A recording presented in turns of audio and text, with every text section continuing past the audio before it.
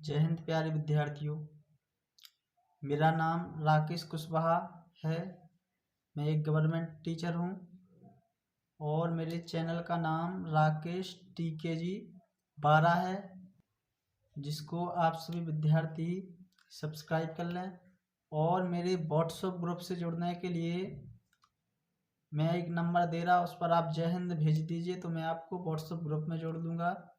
9753814248। इस पर आप मैसेज कर दीजिए तो आप व्हाट्सएप ग्रुप से भी जुड़ सकते हो।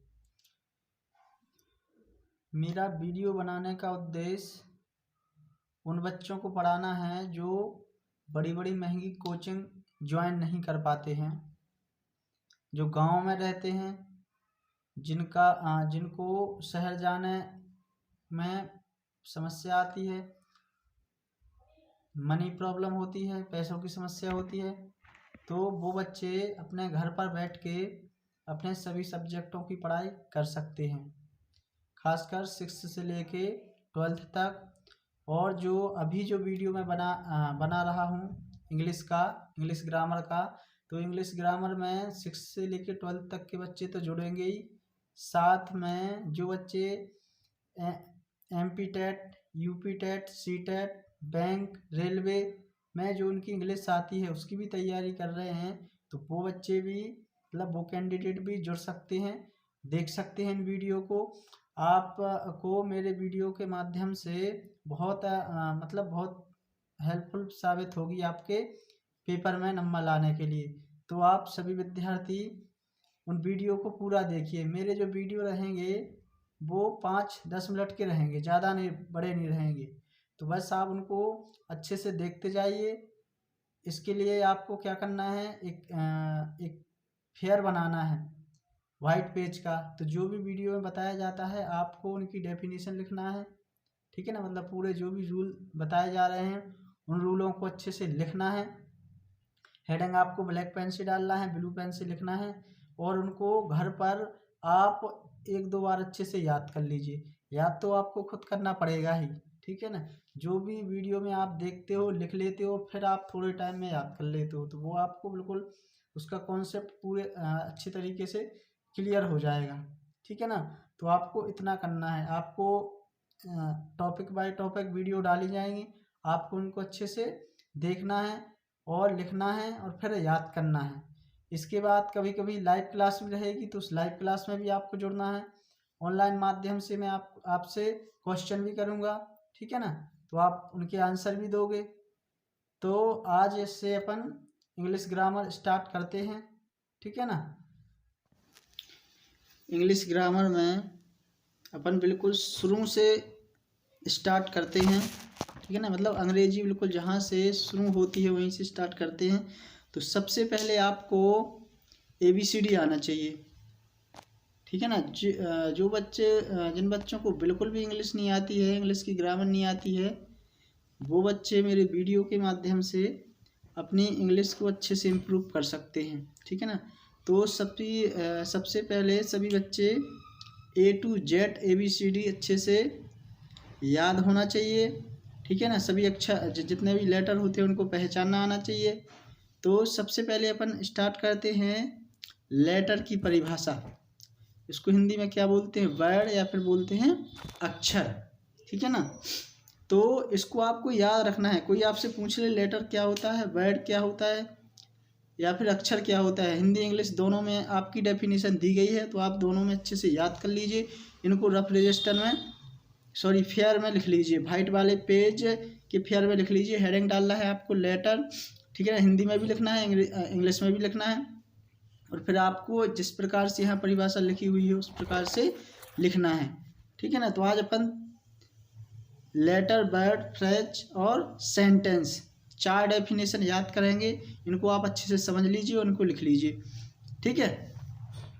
तो लेटर क्या होता है, the smallest unit of language, ठीक है ना। मतलब लैंग्वेज मतलब क्या होता है, आपका भाषा। आपको हर शब्द की मीनिंग भी पता होना चाहिए, उसको पढ़ते क्या है वो भी पता होना चाहिए, ठीक है।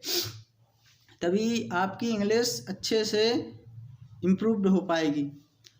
लैंग्वेज यूनिट स्मॉलेस्ट द, मतलब लैंग्वेज की सबसे छोटी से छोटी इकाई। विच यहाँ पर जिसको या जिसे है यहाँ विच का अर्थ।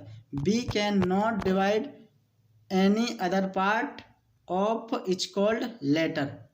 ठीक है, मतलब हिंदी में उसकी डेफिनेशन क्या है, भाषा की सबसे छोटी इकाई जिसको हम विभाजित नहीं कर सकते हैं वर्ड बोलते हैं। जैसे एग्जाम्पल में A to Z, या अपन हिंदी के जो वर्णमाला होती है, ठीक है ना, तो उसमें जो का रहता है ये तो पूरा का हो जाता है, लेकिन ये आधा वाला का रहता है और इसमें छोटा आ की मात्रा लगी रहती है। तो जो का होता है इसको अपन अदर भाग में नहीं बांट सकते हैं। ए के तुम दो भाग नहीं कर सकते हो, बी के दो भाग नहीं कर सकते हो। तो मतलब भाषा की सबसे छोटी इकाई जिसको हम विभाजित नहीं कर सकते हैं उसे एक वर्ड बोलते हैं।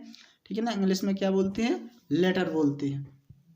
ठीक है ना, तो अपना लेटर हो गया, इसको आप लिख लीजिए, याद कर लीजिए। इसके बाद जो भाषा की दूसरी इकाई होती है उससे बड़ी वाली, उसको बोलते हैं वर्ड या फिर शब्द। इसको कैसे याद करना है, ए ग्रुप ऑफ लेटर्स, मतलब किसका ग्रुप, लेटर्स का group, which has its meaning is called a word. मतलब वर्णों का ऐसा समूह जिसका कोई अर्थ हो या मतलब हो उसको क्या बोलते हैं, शब्द बोलते हैं। ठीक है ना, जिसका कोई अर्थ निकल रहा हो या मतलब निकल रहा हो, ऐसे नहीं कुछ भी लिखा तो उसको अपन मतलब शब्द नहीं फिर बोलेंगे। जैसे एग्जाम्पल के लिए गुड, इसका अर्थ निकलता है डे, रेस्ट, ठीक है ना, कम, गो, मार्केट, इनके अर्थ निकलते हैं। या हिंदी में राम, ठीक है ना, अब श्याम, किसी का भी नाम, आलू, टमाटर, इनके अर्थ निकलते हैं। जब जी मतलब जी बनते किससे हैं, ये किससे बनती है, आपके लेटर ही से बनते हैं। जैसे जी क्या है, एक लेटर है, ओ क्या है, एक लेटर है, ठीक है ना, डी क्या है, एक लेटर है। तो लेटरों का समूह होता है और क्या बोलते हैं, उसका अर्थ निकलता है, मतलब होता है, उसको क्या बोलते हैं अपन, शब्द। तो इसकी भी आप डेफिनेशन याद कर लो। इसके बाद भाषा की जो उससे बड़ी इकाई होती है उसको बोलते हैं फ्रेज, वाक्यांश या मुहावरा। ये क्या होता है, ये आपका वर्ड्स का समूह होता है, मतलब शब्दों का समूह होता है जिसका थोड़ा सा अर्थ निकलता है। Which have a little sense, sense मतलब होता है अर्थ, ठीक है ना। इज कॉल्ड, कॉल्ड मतलब होता है कहलाना या कहते। फ्रेज मतलब ये किसका समूह होता है, ये आपका शब्दों का समूह होता है जो क्या देता है, थोड़ा सा अर्थ देता है, मतलब कम, अपन को पूरा अर्थ का पता नहीं चलेगा, उसको बोलते हैं वाक्यांश। अब वाक्यांश से बड़ी इकाई क्या होती है भाषा की, सेंटेंस। ठीक है ना, तो सेंटेंस क्या होता है, a group of words which has given the complete sense, इसमें अपन को पूरा का पूरा अर्थ मिलेगा, इज कॉल्ड अ सेंटेंस। शब्दों का ऐसा समूह जो क्या देता है, पूरा अर्थ देता है या मतलब बताता है, वाक्य कहलाता है। जैसे राम घर जाता है, ठीक है ना, हम स्कूल जाते हैं, वह आम बेचता है, तो जो अपन को क्या दे रहा है, पूरा का पूरा अर्थ दे रहा है, तो उसको क्या बोलेंगे अपन, सेंटेंस बोलते हैं। ठीक है ना, तो भाषा की सबसे छोटी इकाई क्या होती है, लेटर होती है, फिर उससे बड़ी वर्ड, फिर फ्रेज, फिर सबसे बड़ी होती है आपकी सेंटेंस। तो आपको इनको अच्छे से याद करना है, इनकी डेफिनेशन याद करना है। कल मतलब कल जो इसके बाद नेक्स्ट वीडियो डलेगा उसमें देखेंगे अपन सेंटेंस के प्रकार। ठीक है ना, मतलब जो ग्रामर है बिल्कुल जीरो से आप अपन स्टार्ट कर रहे हैं, बिल्कुल जीरो से अपन आप बिल्कुल थोड़ा थोड़ा याद करते जाइए, आपको पूरी जैसे एक फिल्म समझ में आ जाती है। ठीक है ना, आप फिल्म देखते हो तो जब शुरू से लास्ट तक देखते हो तभी पूरी समझ में आ जाती है। तो आप ऐसे ही मेरे वीडियो के माध्यम से बिल्कुल इंग्लिश ग्रामर बिल्कुल एक फिल्मी जैसी आपको लगेगी कि हम एक कोई मूवी देख रहे हैं। बस आप शुरू से पूरा याद करते जाइए, क्योंकि यहाँ का आगे चल के वो कनेक्ट हो जाएगा। ठीक है ना, मतलब जुड़ता जाएगा आगे। तो आपको मैंने जो 4 परिभाषाएं बताई हैं इनको फेयर में लिख लीजिए और इनको अच्छे से याद कर लीजिए। इसके बाद अपन फिर नेक्स्ट वीडियो में मिलते हैं, जब तक के लिए जय हिंद। ठीक है ना, और इसके साथ ही ये वीडियो अपने सभी मित्रों के पास भी भेजिए। जो बच्चे MP TET, UP TET, C TET, bank, railway में जो इंग्लिश आती है उसकी भी तैयारी कर रहे हैं, तो वो भी मेरे वीडियो के माध्यम से पढ़ सकते हैं, उनको भी बहुत हेल्प मिलने वाली है वीडियो से।